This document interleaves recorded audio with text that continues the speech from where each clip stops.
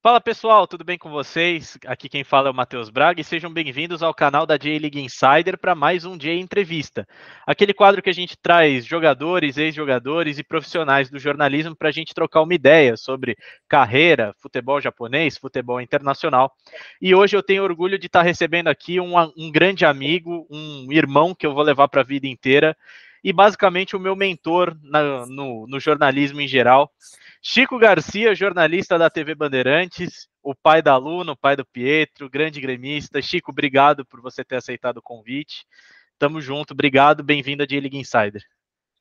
Obrigado, Mateuzinho. Um abraço para você aí, para tua audiência, para a rapaziada da J-League Insider aí. Obrigado pelas palavras. Você sabe que é recíproco. Obrigado pelo carinho de sempre. Um prazer estar participando aí. Desculpa eu estar no carro aqui, né? A movimentação do dia é sempre atribulada, mas espero que tô parado, tá, viu, gente? Tô parado aqui, parei no estacionamento para a gente bater esse papo aí. Tenho certeza que vai ser legal. Boa, boa. Obrigado por você ter tirado o tempinho depois do jogo aberto para atender a gente. Queria começar então a entrevista perguntando para você da sua trajetória profissional, né? Você está na Band já há muito tempo, né? Eu te conheci na sua primeira participação no jogo aberto, 2014, acho, né? Mas você já estava na Band do Rio Grande do Sul, né? Conta um pouquinho da sua trajetória profissional pra gente. Vixe, é longa, né? Já tem aí 23 anos, eu acho, né? Porque eu comecei em janeiro de 2001. Na verdade, eu comecei junto com a faculdade, assim, né? Eu fiz o primeiro semestre, eu passei no vestibular para jornalismo, comecei a faculdade, aí tinha uma disciplina lá que era a Introdução ao Jornalismo. Eu passei no vestibular na Unicinos, que é uma faculdade em São Leopoldo, aqui no interior, região metropolitana, um pouquinho, dá uns 60 quilômetros assim, de Porto Alegre, mas é uma universidade muito conceituada e tal, tem uma faculdade de comunicação bem bacana, particular, paga, né? Então, a Unicinos era daquelas que você conseguia fazer não todo o semestre, né? A PUC, por exemplo, não deixava, né? Eu evitei fazer vestibular na PUC porque se eu entrasse eu ia ter que pagar todo o primeiro semestre e eu não tinha condições na época, então eu podia pagar por disciplinas, a Unicinos deixava fazer isso, só que aí arrastava, né? E aí eu levei 10 anos para me formar por conta disso, tive que transferir de faculdade para Metodista, que aí era em Porto Alegre, mais barata, para poder acelerar, porque senão eu ia ficar a vida inteira estudando. E aí no começo foi assim, né? Pagando uma cadeira só, como a gente falava, uma disciplina, que era Introdução ao Jornalismo. É, eu acho que eu fazia duas. Eu acho que eu fazia duas no começo, depois teve semestre que eu fiz uma, duas, três, aí fiquei variando. E aí eu comecei numa rádio da Legião da Boa Vontade, que tinha em Porto Alegre, que eles tinham um departamento de esportes. Eu sempre gostei de esporte, né? Sempre gostei de futebol, especialmente. É, Era uma época em que os outros esportes chegavam até a gente com raras exceções, né? Salve Luciano do Vale, que conseguia trazer para a gente, né, alguma coisa assim da NBA, época áurea da NBA, mas eu era muito moleque, né? Mas ainda assim acompanhei muito, né? Porque só que o futebol era muito massivo dentro de casa, assim, né? Com meu pai, os meus tios e na escola, né? Eu adorava jogar, adorava falar de futebol, tinha uma facilidade para decorar a escalação, né? Eu colecionava álbum de figurinha, então foi meio que natural, assim. Mas não foi uma coisa muito pensada, tá? Eu tentei fazer direito, tentei seguir a carreira o meu pai tinha uma empresa de assistência técnica de telefonia, fax, secretária eletrônica, impressora. Ele tinha uma empresa que meio que consertava todas essas coisas, assim, vendia também, habilitava celular, na época que o celular estava chegando de uma forma digital, né, no Brasil, lá no Rio Grande do Sul. Então, a gente foi um dos agentes autorizados da Claro, que na época era Claro Digital, que tinha um papagaio verde, assim, né, que foi quando a Claro chegou no Brasil. A Telefônica, a antiga Telefônica virou Vivo, e aí tinha só as duas, assim. Aí depois vieram as outras, TIM, Oi, não sei o quê, e aí a gente habilitava, né, as pessoas que chegavam lá, era o boom do celular pré-pago, né, porque as pessoas não tinham acesso ao celular. De repente o cara podia, sei lá, botar R$ 20 de carga, ficar mandando mensagem o mês inteiro e receber a ligação. Então, os motoboys, né, os caras que usavam o celular para a empresa, isso meio que revolucionou, né? E a gente vendia muito esse celular pré-pago, habilitava a linha, né, na época. E aí eu tentei fazer cursos também nesse sentido, mas aí fui fazer vestibular, porque tinha que fazer vestibular, e falei, vou fazer jornalismo. Mas nunca foi, eu nunca pensei, na verdade, né? Jornalismo vai ser uma carreira, uma profissão. Eu gostava, mas não sabia que eu gostava. Muito louco isso. Aí, quando eu entro na faculdade, tu começa a conviver, né? Tem uma vaga aqui, uma vaga ali, funciona assim, escutem mais rádio. Antes disso, eu fiz um curso de radialista, até para ter uma noção, e aí nesse curso de radialista eu conheci vários radialistas, os caras mandavam a gente escutar o rádio, ouvir o mercado, né? E aí eu comecei, meu pai sempre foi ouvinte de rádio a vida inteira dentro de casa, né? Então eu comecei a prestar atenção mais na programação, a conhecer as pessoas, a visitar as rádios e tal, até que pintou a vaga nessa rádio da LBV aí, e aí eu comecei a fazer jornada esportiva mesmo, assim, sendo que eu nunca tinha imaginado, né? O cara me deu um microfone e falou, vai, hoje começa fazendo torcida, fui lá para as arquibancadas do Estádio Olímpico, saudoso Estádio Olímpico, e fiquei entrevistando as pessoas lá com meu microfone, tinha um cabo que ia da arquibancada, passava por cima do fosso e chegava no meio das duas casamatas, a gente chama de casamata, né, dos bancos de reservas, tem uma casamata ali técnica, onde os caras das técnicas das rádios, né, colocavam os microfones, todos os equipamentos de transmissão, o meu cabo chegava até lá, então, imagina, o meu cabo ficava suspenso em cima do fosso, assim, e eu ficava entrevistando os caras. E ali comecei, né, cara, aí passei por vários veículos, fui tentando estágio aqui e ali, aí eu chego na RBS, vou para a Band, em 2010 isso já, aí da Band Rio Grande do Sul eu venho para o Jogo Aberto aqui em São Paulo. Então é um resumo assim, né, de como começou e como chegou até aqui. Legal, legal. E é muito interessante essa sua história, você contando, né? Principalmente essa história do cabo maravilhoso, o cabo suspenso, eu fico imaginando, porque o Palestra Itália também tinha o fosso, né? Então eu fico imaginando Uhum, no Palestra é Itália, isso, né? é isso. Nossa, que legal. E você é gremista, você se assume gremista. Tá. Família inteira é gremista? A minha mãe é colorada, a minha irmã não torce muito, assim, porque ela também não foi estimulada, assim, né? O meu cunhado é gremista, meu pai é gremista, aí os meus tios se dividem, é que lá é muito dividido mesmo, né? É muito Uhum. dividido mesmo. Então, assim, os meus tios, basicamente, por parte da minha mãe, são tudo colorados, porque meu avô era colorado, então minha mãe colorada, meus tios colorados, só que o meu pai era gremistão, né? Então, assim, a influência do meu pai pesou mais, assim. Os meus tios sempre me zoaram, queriam, me levavam para jogo e tal, mas não adianta, né? Eu tinha muito a visão do meu pai torcendo na frente da TV, quando ele me levava no estádio também, não tinha jeito. Pô, legal. E colocando um pouco do nosso tema da página, você conhece a história do Grêmio melhor do que muita gente, melhor do que eu, inclusive. Como que é para você saber que o teu time inspirou tanta gente do outro lado do mundo e que inspirou hoje um dos melhores e um dos maiores clubes japoneses, que é o Kawasaki Frontale? Que legal, né? Eu até nem sabia que o Kawasaki estava tão bem assim. Mas cara, isso assim acontece. é, o Japão, na verdade, né? Eu também sou um raso entendedor, né, do futebol japonês, né? Sou um admirador porque eu lembro que um pouco antes do Alcindo chegar no Japão, ele jogou no Grêmio. Uhum. Então, as notícias, eu lembro muito, né, que chegavam, né, daqui, era o quanto o Alcindo e o Zico estavam desbravando o futebol japonês e levando, né, o futebol brasileiro para lá. E o Alcindo virou um deus, né, para os japoneses. E eu lembro, cara, de ver jogo assim no Olímpico do Alcindo e tem uma cena que não sai da minha cabeça, assim, que foi que ele não jogou muito tempo no Grêmio, não, mas a gente adorava ver ele jogar, porque ele tinha um jeito de jogar muito, muito bonito, assim, um cara que fazia muitos gols, e ele chegou como uma grande contratação já na época, mas já meio no final de carreira, assim, então um cara mais rodado, e aí depois ele vai para o Japão e ainda constrói tudo aquilo, mas eu tenho uma imagem na minha cabeça do Alcindo, que eu estava naquele aquecimento antes do jogo, E a gente curtia até isso, né? Criança, né? A gente ficava olhando o aquecimento, ficava olhando os jogadores no campo, assim. E aí eu lembro que, cara, ele começou a fazer umas embaixadinhas de cabeça, assim, e não parava, né? E ele era carequinha, Uhum. cabeludo, assim, né? E aí o meu pai, eu lembro que o meu pai falou assim, ó, esse Alcindo joga muito, ele joga muita bola e tal. Eu lembro que ele falava muito bem do Alcindo, né? E depois, meu Deus, eu adorava ver o Alcindo jogar. E aí a gente começa a ver o futebol japonês crescendo daquela maneira até se tornar o que é hoje, né? E com uma legião de brasileiros.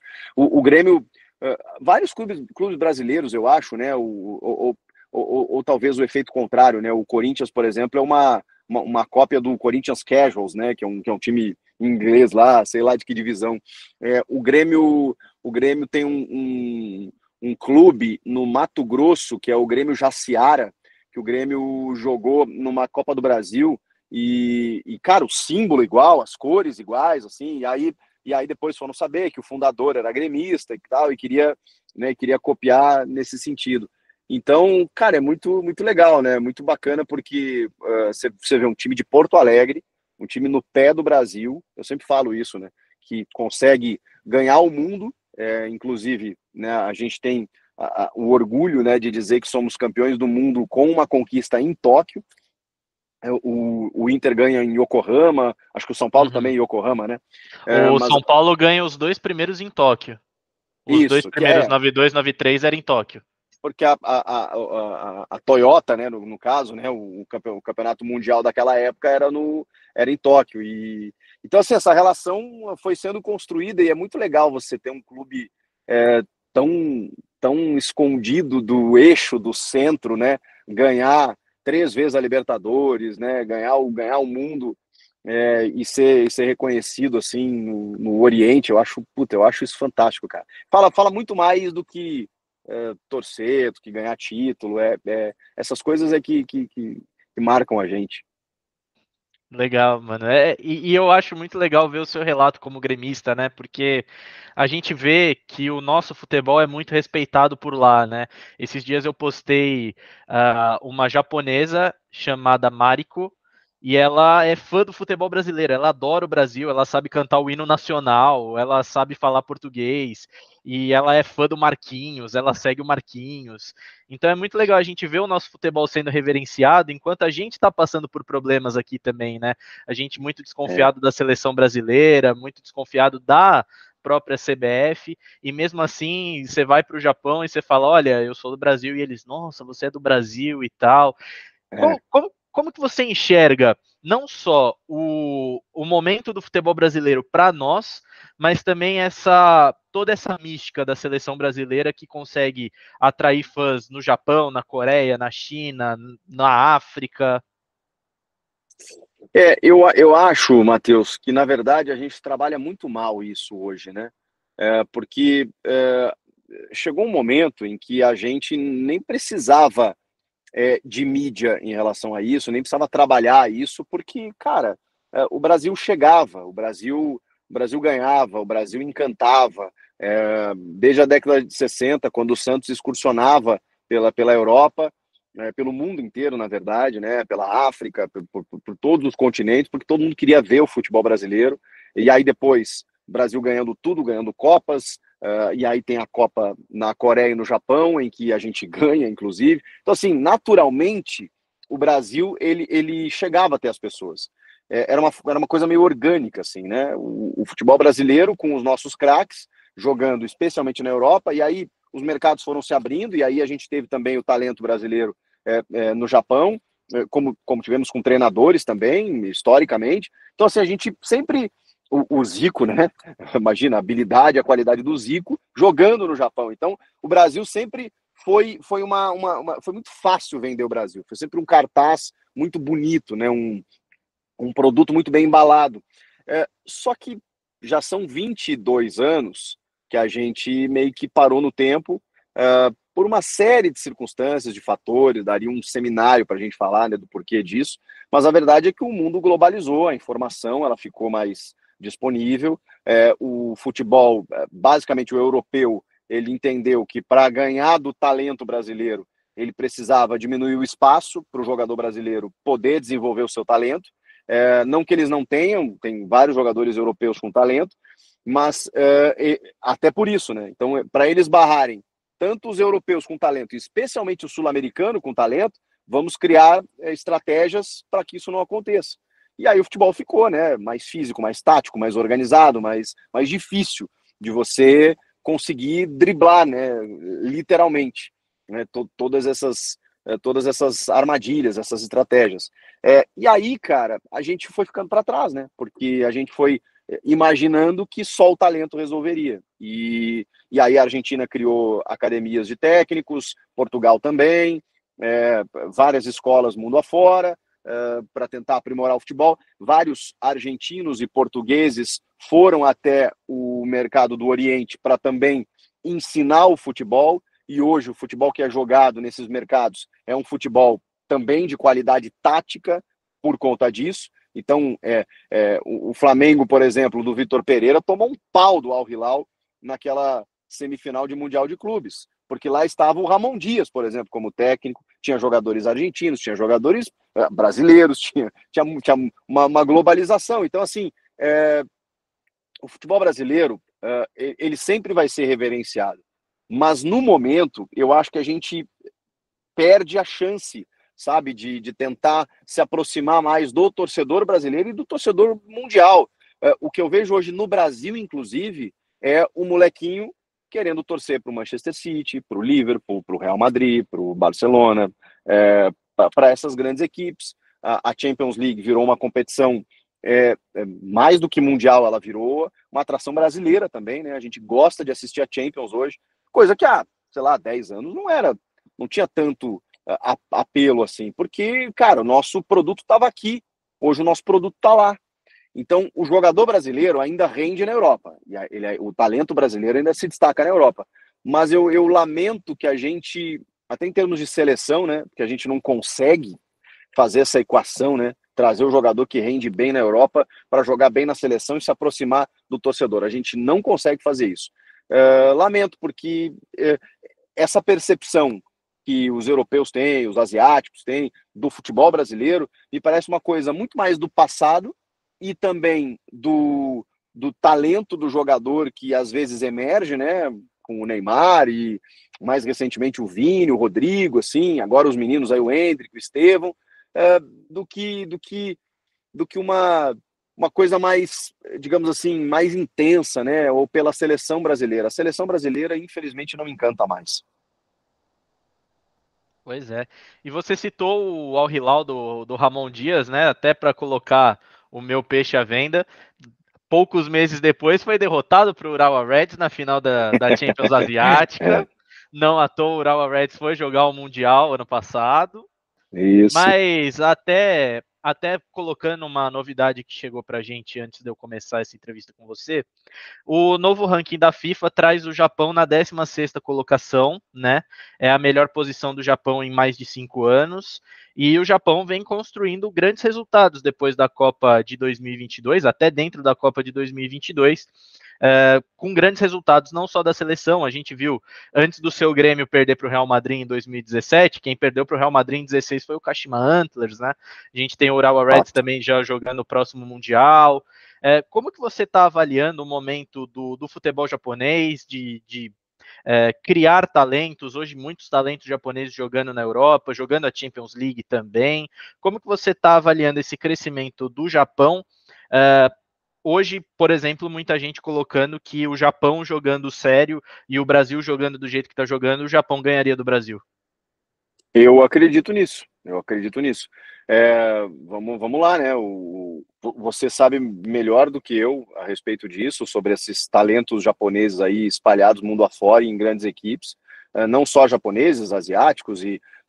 Vamos ver o que aconteceu na última Copa do Mundo com a seleção de Marrocos, por exemplo, e que no primeiro amistoso do Brasil pós-Copa, cara, eu me lembro que a gente palpitou no jogo aberto. Eu falei assim, eu acertei o placar desse jogo. Eu falei, gente, Ramon Menezes, Brasil pós-Copa, com a seleção de Marrocos, 2-1 Marrocos. Nossa, tá secando a seleção, pelo amor de gente, a quarta melhor seleção do mundo na última Copa. Tem meses, 2, 3 meses que acabou de acontecer. Então, assim, a gente às vezes custa acreditar nisso, né? Não, peraí, a gente perdeu para o Paraguai agora, gente. Então, assim, a gente tem que entender o momento, sabe? E o Japão, cara, o Japão tá dando gosto de ver a cada competição internacional, assim, de mais relevância, né? A Copa do Mundo, claro que é o filé, né? É o grande torneio do mundo. Cara, eu tô vendo, assim, tô vendo o Japão próximo de fazer uma campanha, bom, já fez, né? Muito boa no Catar, mas eu acho que tá próximo de, cara, sei lá, de disputar uma final de Copa, por que não? Uma semi, e assim, hoje, assim, futebol, né? Mas hoje eu tenho. Eu já tive certeza que o Brasil ganharia do Japão. Hoje eu não tenho mais. Hoje eu não tenho mais.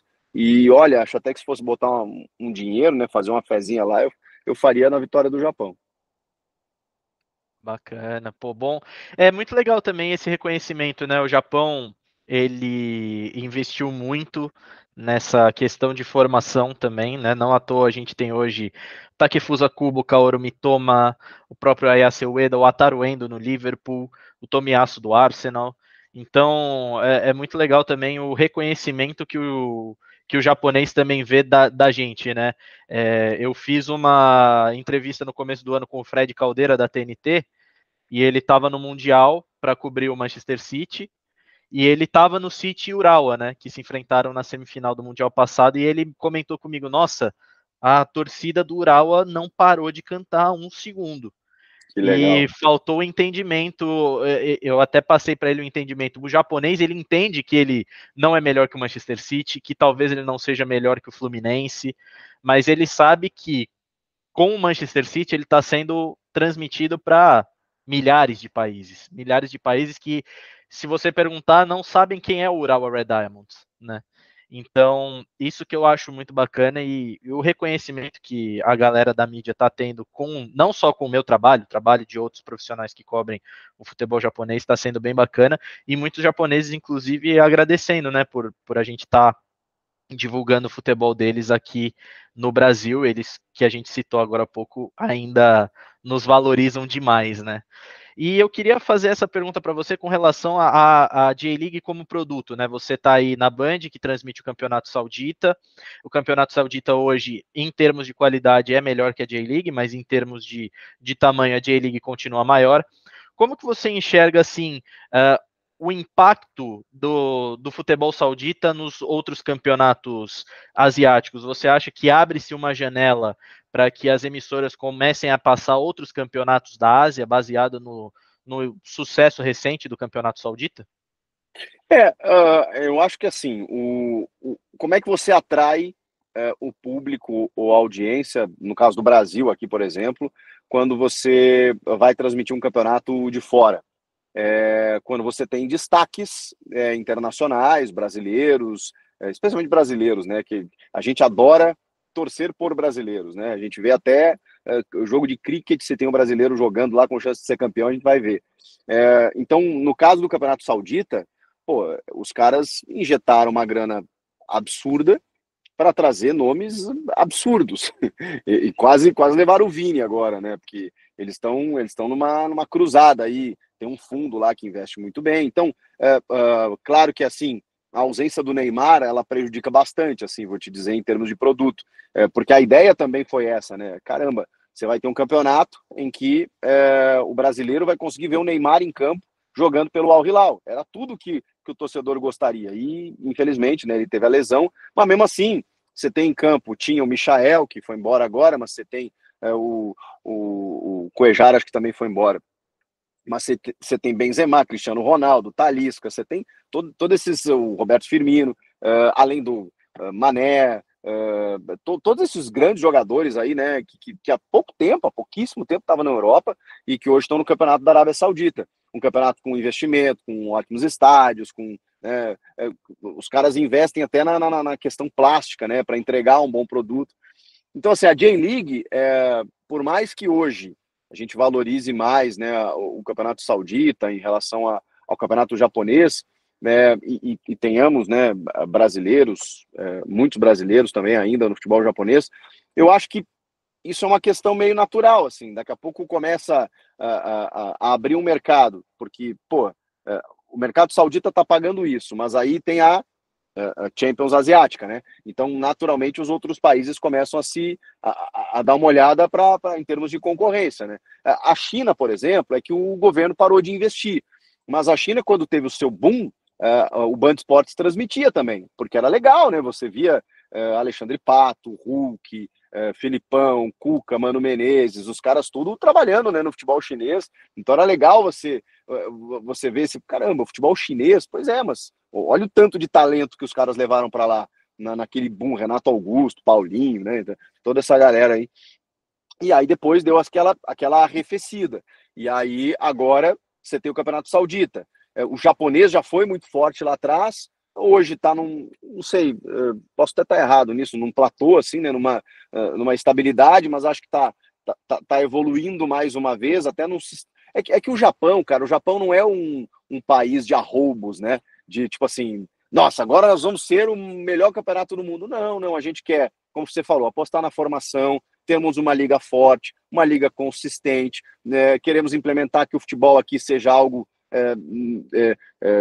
que esteja presente, né, nas escolas, nas faculdades, no dia a dia das pessoas, queremos fazer uma boa Copa do Mundo. Então, o Japão não tem, acho que, a aspiração de ser o melhor campeonato do mundo, eles querem o espaço deles, e eu acho que eles sempre tiveram, né? E hoje a gente vê como um campeonato, ou uma liga, né, forte, estabelecida dentro do mercado asiático. Agora, para competir com o Saudita, por exemplo, que investiu, com a China, que investiu, aí é outra parada, né? Mais difícil. Pois é.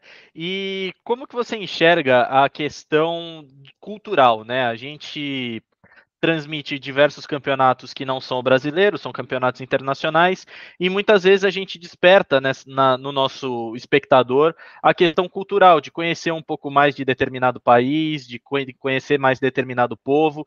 Como que você enxerga o trabalho do jornalista esportivo, utilizando o futebol, principalmente, como uma forma de transmissão cultural também desses países, Japão, Arábia Saudita, Inglaterra, Espanha? Pô, cara, de verdade, eu acho isso fascinante, porque a gente tem uma cultura eurocentrista, né? E mesmo assim, muita coisa só chega até os brasileiros, né? Até a gente, vindo da Europa também, quando a gente começa a acompanhar os campeonatos europeus. Porque mesmo nos campeonatos europeus, em que a gente já tem essa cultura um pouco mais próxima, pela imigração e por toda a história estar mais próxima da gente, nas escolas, no ensino, é muito legal quando os correspondentes dão essa visão de como o futebol inglês é jogado, é acompanhado, é assistido, cada clube tem a sua história, a sua maneira de ser, de torcer, de conviver, de relação com a cidade, e aí você fala do inglês, do espanhol, italiano, né, os principais campeonatos e tal. Aí quando vai para o lado oriental, cara, é um negócio muito diferente, né? É uma cultura muito diferente da nossa. Então, o papel do jornalista, na minha opinião, do correspondente, do cara que acompanha essas ligas, ele é trazer esse lado também. Por exemplo, a Arábia Saudita tem vários questionamentos, né, sobre suas políticas públicas em relação a direitos humanos, né, e essa é uma discussão que a gente meio que não fala, né, porque, beleza, futebol é futebol, mas é aquela frase, não é só futebol, né, não é, e o Japão tem uma cultura bizarra, né, maravilhosa, milenar, muito antes do que a Europa, e a gente no Ocidente não convive muito, né? Não recebe muito. A China também tem os seus problemas, enfim. Mas essas questões, a gente lembra delas em Copa do Mundo, né? Quando a gente vai colocar, a cobertura ela fica tão massiva, né? Que a gente dorme e acorda falando da mesma coisa, e aí tem um confronto lá de uma república democrática com outra ditatorial, né? Aí a gente começa a colocar, olha, na China é assim, na Rússia de tal forma, já foi dessa maneira, agora... Então, a Copa do Mundo, ela traz também essas discussões políticas, que eu eu acho maravilhoso, cara, porque o futebol, beleza, a gente adora olhar o dentro de campo, na prática, o jogo desenvolvendo e tal, mas quantas histórias a gente não acompanha na Copa do Mundo, de refugiados, do cara que se naturalizou e que faz um gol e aí não pode entrar no país dele.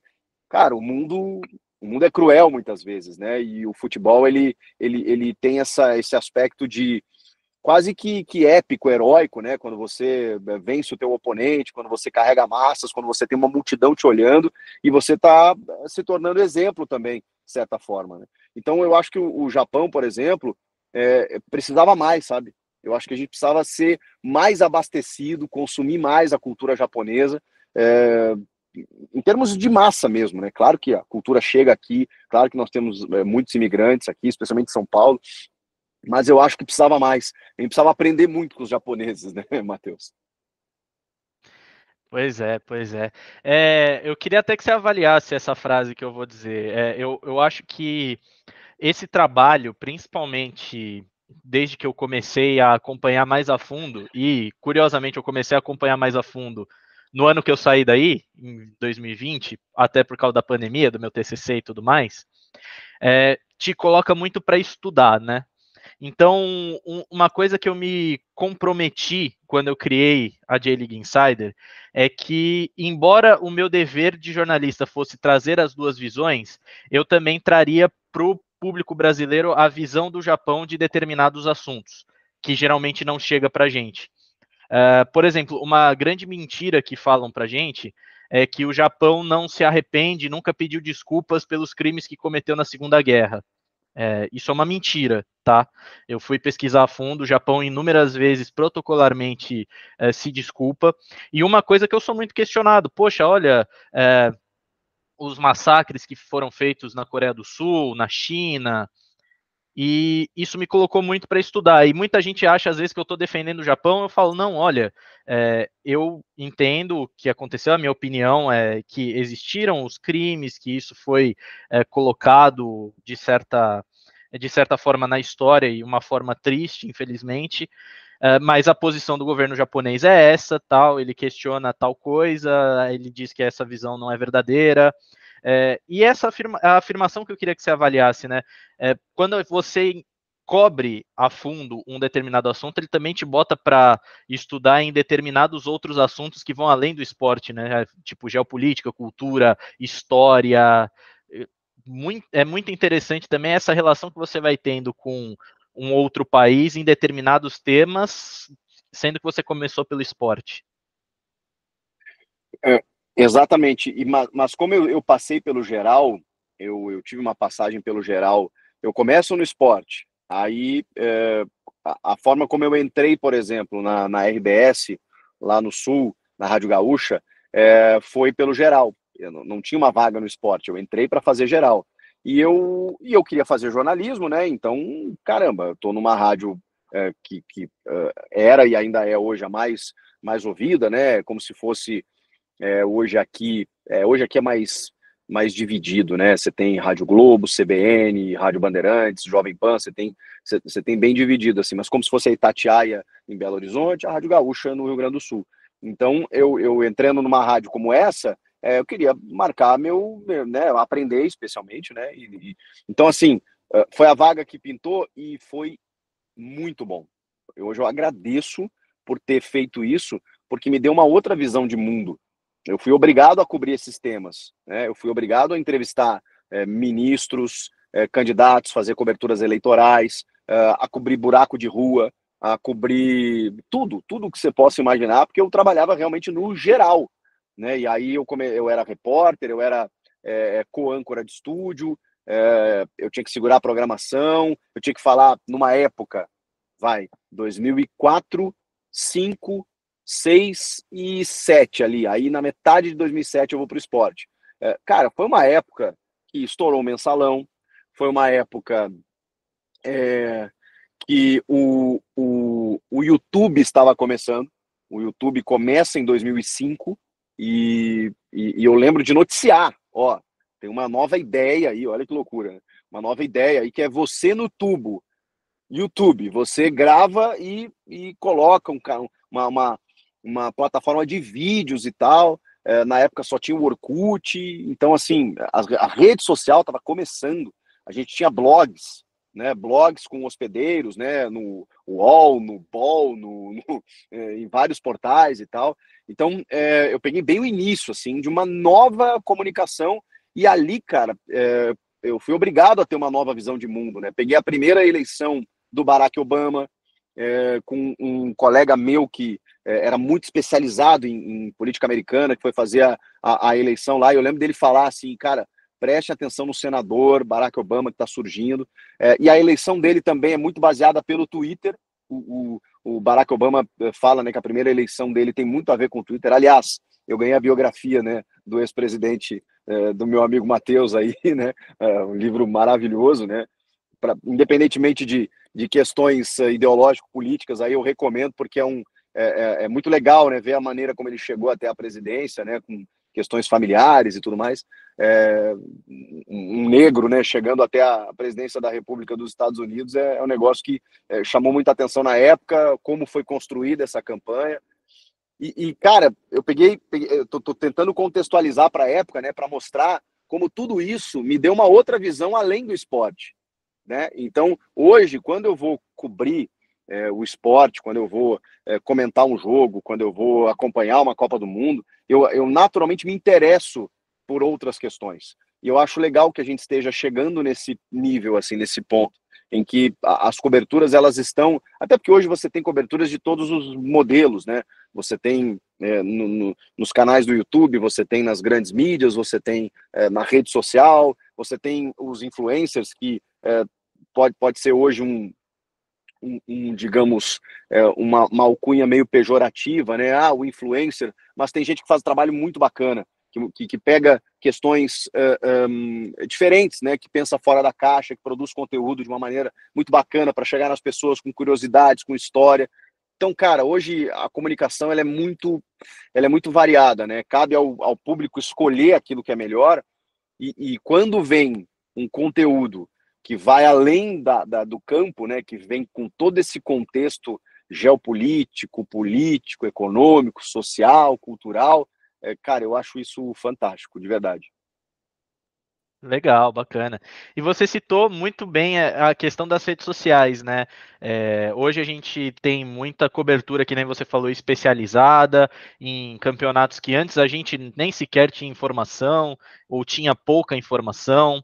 Às vezes cobertura especializada em um determinado clube. Você trabalha com um cara que saiu da cobertura especializada do São Paulo para o jogo aberto, que é o Sgarbi. Tem com certeza, para ajudar vocês na transmissão do Saudita, tem o pessoal da Central do Arabão também, tem a gente aqui com a J-League Insider, tem Central do Italiano, Bundesliga Insider. Como que você enxerga a entrada da rede social nessa nova vertente da cobertura esportiva, que é a cobertura especializada? Como que você vê isso ajudando o jornalista que está transmitindo o campeonato na televisão, por exemplo? Demais. Você é um exemplo disso, né? Porque o que acontece? Hoje você busca um canal com aquele canal que eu digo, um canal de comunicação, assim, seja um Twitter, um Instagram, uma página. Você busca uma rede que lhe interesse, que tenha o assunto que seja do teu interesse, ou os assuntos, né? Então, você vai montando a tua rede, né? Eu sigo o canal do Chico, do Matheus, do fulano, porque eu quero condensar o meu dia, né, com esses assuntos. Eu trabalho com, por exemplo, cobrindo de vez em quando, né, o Campeonato Saudita, a Série B do Campeonato Brasileiro, né, que são os eventos que a Band transmite.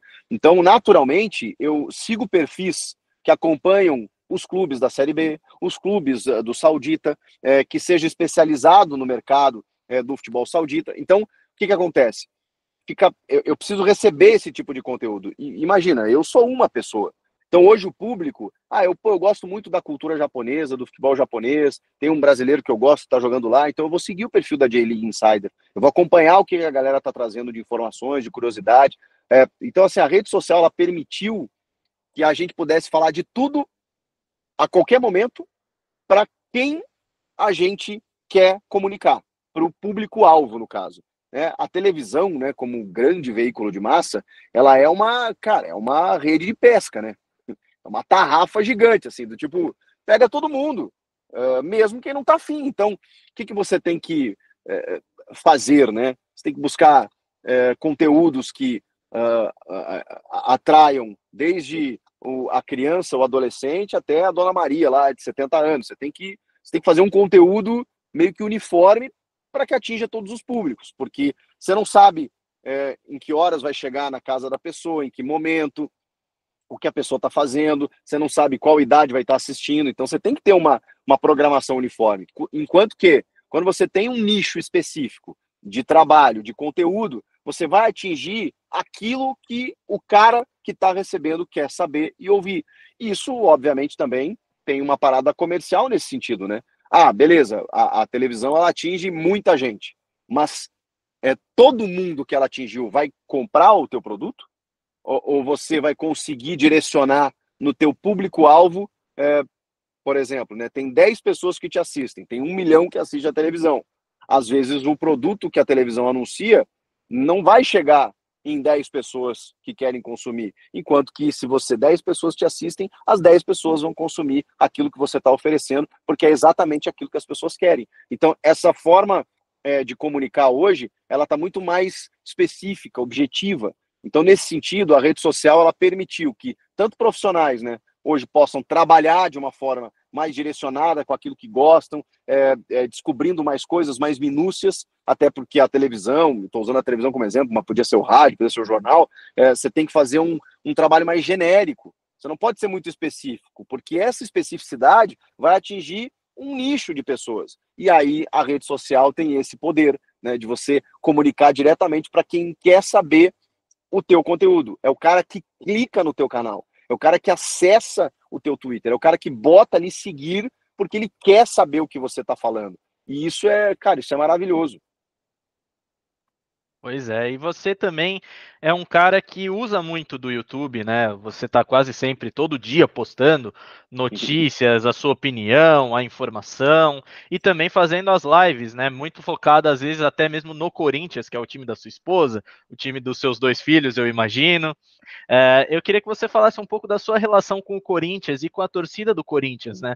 Você abertamente gremista, mas casado com uma corintiana, decide também dar um foco no seu canal no YouTube de, ok, me rende bastante falar do Corinthians, eu vou falar do Corinthians, eu vou ser meio que um especialista no Corinthians. Como que está sendo para você essa relação com a torcida corintiana? E eu falo assim, porque a relação minha, por exemplo, com a torcida do Corinthians, está evoluindo muito bem, né? O Ramon Dias aí do Yokohama Marinos e agora está ajudando a dar uma subida no Corinthians. A hora que o Kaká tá fazendo gol, muita gente vem por causa que ele é do Tokushima Vortis ainda. Então a Sim. minha relação com a torcida do Corinthians está muito legal. Eu queria saber de você que fala mais próximo do torcedor corintiano. Como que é essa relação com a torcida do Corinthians, mesmo não sendo corintiano?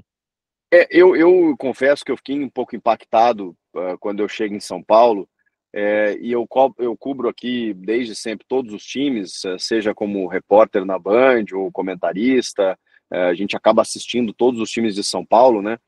Mas é uma coisa que a torcida do Corinthians meio que me escolheu, né? Eu comecei a fazer conteúdos para todos os times no meu canal, ou todos os times que eu acompanhava, e de uma forma até sem compromisso, né? Eu fui construindo, né, o meu trabalho no canal como algo hoje profissional, dentro de uma plataforma, com uma programação, né, com uma frequência, mas no início não era assim. No início eu assistia um jogo e falava assim, vou comentar esse jogo, ligava a câmera, gravava um vídeo e postava.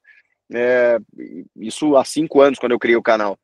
Não tinha esse boom hoje, né, de fazer jornalismo no YouTube. O YouTube, ainda nessa época, tinha conteúdos mais atemporais, né, de vídeos, aprenda a fazer tal coisa, ou de influenciadores como o Felipe Neto, Kéfera, o Cocielo, que faziam vídeos assim mais aleatórios, né? O Castanhari, que acho que faz um conteúdo muito legal.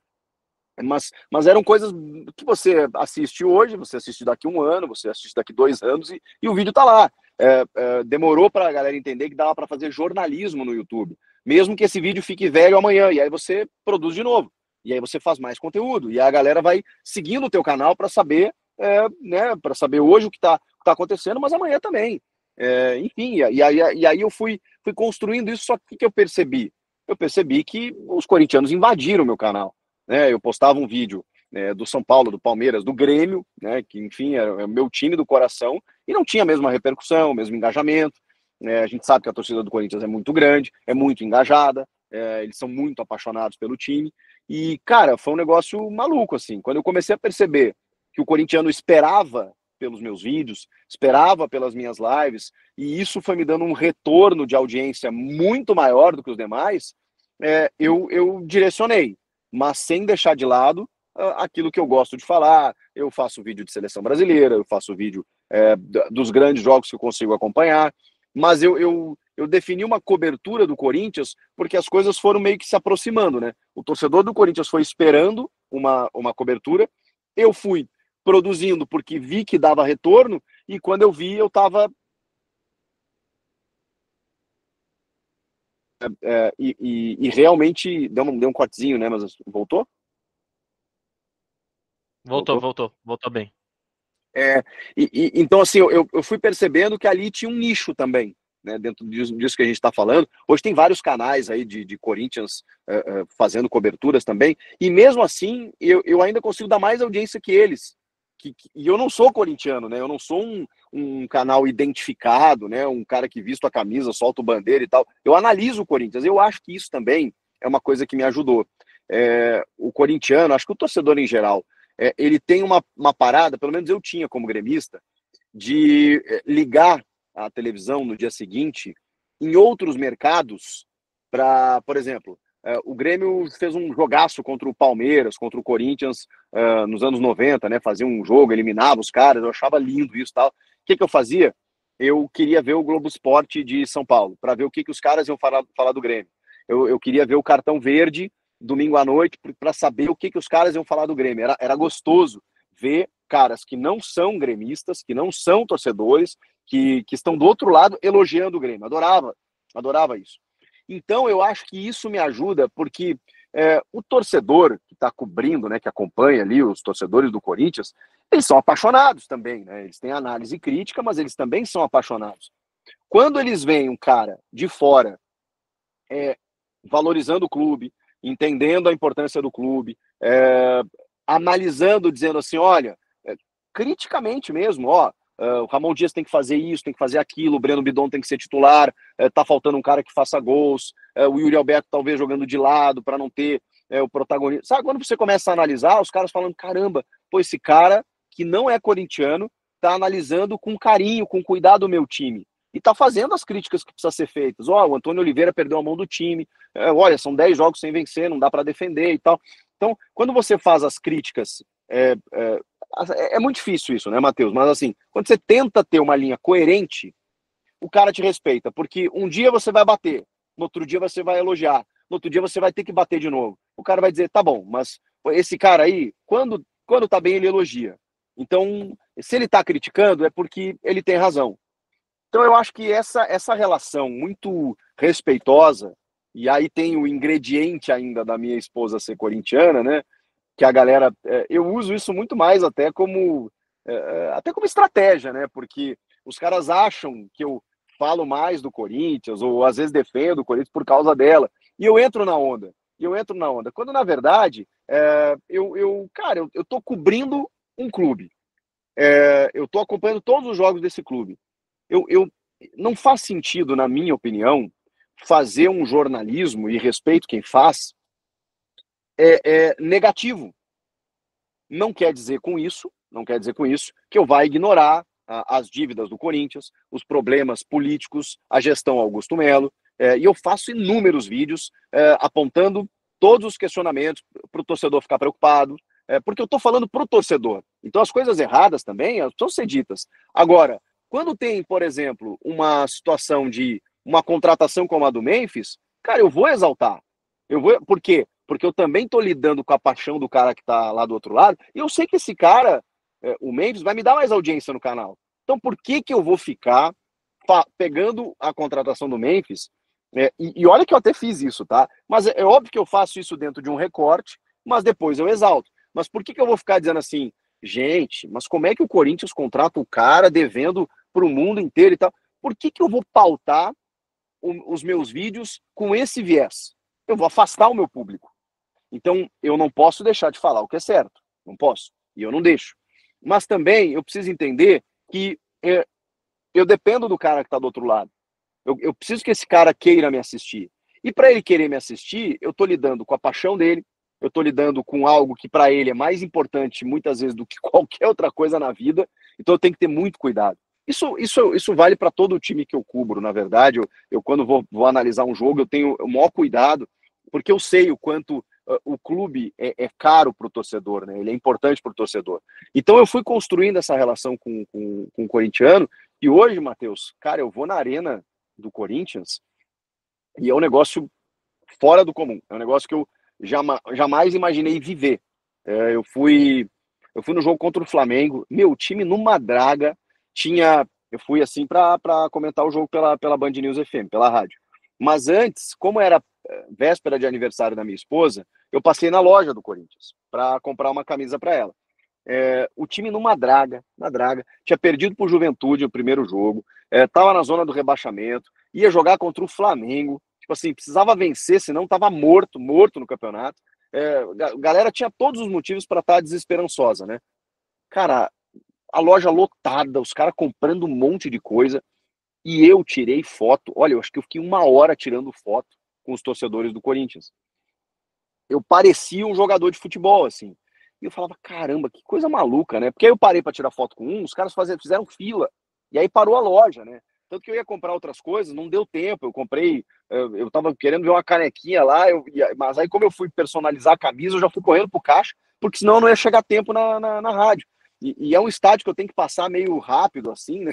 Não por não querer atender, mas porque às vezes eu tenho horário para chegar, porque a galera me enxerga, cara. É um negócio, Chico, meu Deus do céu, tá? Porque vem muita gente do interior, gente que não tem contato, né, com jornalista. Eu tenho noção disso, né? A gente aparece na TV, o cara me assiste no canal. Então, é uma forma de ter uma proximidade ali. Então, cara, é muito louco, assim, o que eu tô vivendo, né, nessa relação com o Corinthians, assim, é meio surreal até. Mas é gostoso, né? Tô colhendo frutos disso.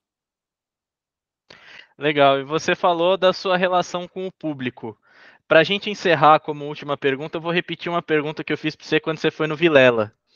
Em 2014, pinga no seu Facebook uma criança de uns 14 anos que mandou para você assim: Chico, eu sou muito fã do seu trabalho, eu me inspiro muito em você, eu quero ser jornalista e um dia eu vou trabalhar com você na Band.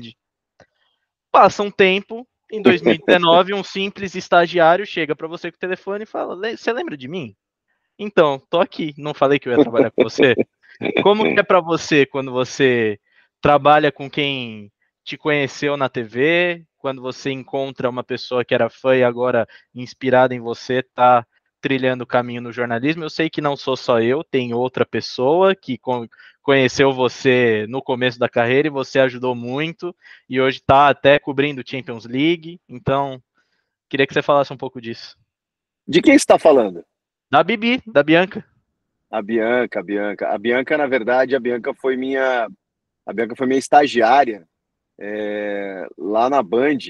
E eu lembro, o primeiro emprego dela, né? Ela tinha 18 anos. E aí tava eu e o Fabiano Baldasso, que hoje é um youtuber famosaço aí, né? Cobrindo o Inter, que é o time dele. Na época a gente era chefe da Band lá, nós dois. E aí a gente fez uma seleção, assim, e ela fez um texto tão bom, tão bom, tão bom, que não teve para ninguém, assim, sabe? O Baldassi, daquele jeito exagerado dele, assim, eu lembro que ele pegou o texto e ele falou assim, meu Deus do céu, Luiz Fernando Veríssimo. Ele falou assim, ele conta isso brincando até hoje para ela. Mas, cara, isso é muito gostoso. Isso é o que vale a pena. É o que vale a pena. Porque eu jamais. Eu recentemente comecei a pensar nisso, né? Inclusive depois desse exemplo, né? Depois desse episódio contigo, que a gente começa a entender, né? Do tipo, porque na minha cabeça não dava tempo, né? De surgir começar a trabalhar, influenciar um jovem a ponto desse cara chegar para trabalhar comigo. Sabe aquela história do tipo, caramba, quanto tempo eu dormi? Né? Porque você vai tanto no automático que você não percebe que alguém que te acompanhava lá atrás hoje está aqui do meu lado. É muito louco isso, né? Você pensar nisso. E fico muito feliz, cara, muito feliz porque a gente conseguiu conviver ali por alguns momentos na Band.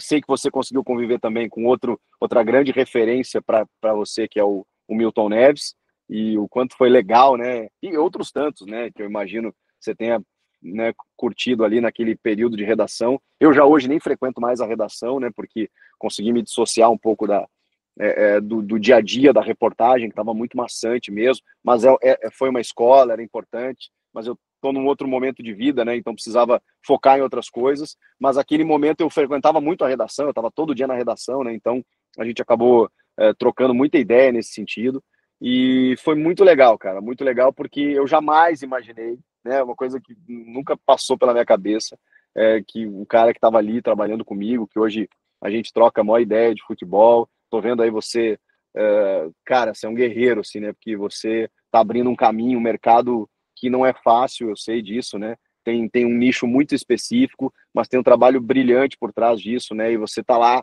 né, insistindo, e esse é a receita, cara. Essa é a receita.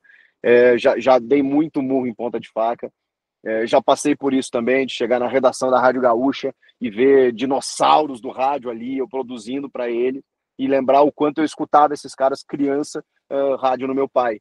Então hoje pensar nisso é meio louco, assim, cara, que, putz, aconteceu, a gente trabalhou junto, e hoje tô vendo você trilhar esse caminho aí, fico muito, muito, muito feliz, cara.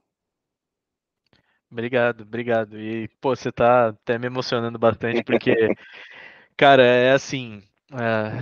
Pô, eu conheci muita gente muito boa, gente de inspiração mesmo, mas eu costumo dizer pra muita gente que o melhor amigo que eu fiz nos 4 anos de profissão mesmo foi você, cara. Que você é um irmão que eu vou levar pra vida inteira. Você me ajuda com muita coisa. E, cara, com essas palavras assim, eu até choro, né? Porque tá difícil, é duro, a gente toma umas porradas, mas tudo que você me ensinou, cara, tudo que você me ensinou, não só nos meses que a gente conviveu na Band, mas todo o tempo que a gente é amigo, todo o tempo que eu assisto você, você me ensinou muita coisa que eu vou levar pra vida. E, cara, eu fico muito orgulhoso mesmo de poder te chamar de amigo, de poder te chamar de irmão, um cara que eu vou levar pra minha vida inteira. E eu agradeço por toda a sua ajuda desde sempre. Desde que eu entrei na Band, você foi a pessoa que mais me ajudou, assim, a crescer, a amadurecer, não só como jornalista, mas como pessoa. E essa entrevista que você deu aqui pra gente é mais uma prova de que o teu coração é muito grande, você é uma pessoa extraordinária, você é merecedor daquilo que você tem, da sua família linda, da Luna, do Pietro, da Mila. Então, cara, assim, ó, de todo o coração, eu te amo, de verdade. Obrigado por tudo e obrigado pela entrevista. Pô, irmão, obrigado. Eu sei que você fica emocionado, eu também fico. E fico muito feliz por você receber essas palavras, mais umas assim, né, de incentivo. Porque não desiste, cara. Não desiste. Segue firme, porque o trabalho é lindo, é custoso, eu sei. Mas, cara, não existe outra receita. Não existe outra receita. Eu sei o quanto você gosta também daquilo que você faz. E para mim, esse é o segredo, né? Por mais difícil que seja, a gente dorme à noite e fala assim, caramba, mas eu estou fazendo o meu melhor. Eu estou fazendo o meu melhor e sempre tem alguém te vendo, sempre tem alguém valorizando. E às vezes eu sempre fui muito ansioso, embora não pareça, eu sempre fui muito ansioso para que as coisas acontecessem. E eu fui acontecer de verdade para o jornalismo, assim, para o grande público, fui ter uma condição melhor, com os meus 34 anos. Então, até lá foi, embora assim, trabalhava na rádio tal, trabalhava não sei o quê, velho, era papo de salário mínimo, era papo de morar com os pais, era papo de não conseguir, sabe? De não conseguir me coordenar, de não conseguir ter uma vida, de não conseguir. E sempre dizendo, meu, mas não é possível, cara, não é possível. Porra, é essa parada que eu acredito, cara.